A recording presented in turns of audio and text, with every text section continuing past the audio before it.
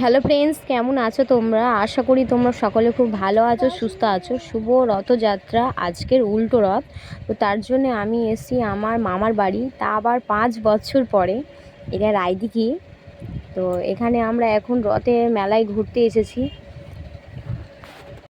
রথের মেলায় এসে আমার তো প্রচণ্ড খুব ভালো লাগছিল, আর কি করব না করব কিছু বুঝতে পারছিলাম না।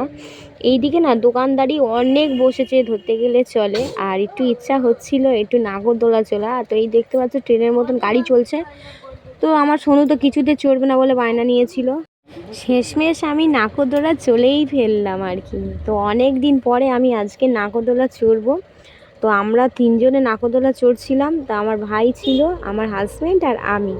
তো এত ভয় লাগছিল, তোমাদেরকে কি বলবো আমি।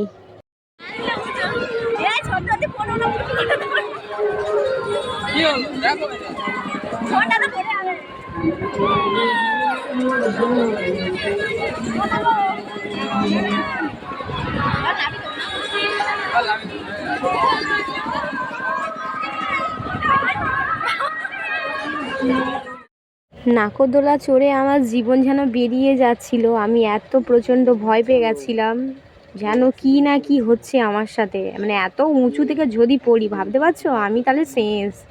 এত ভয় লাগছিল।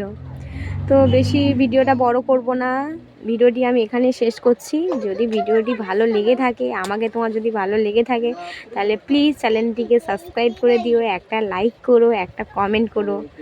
তো টাটা।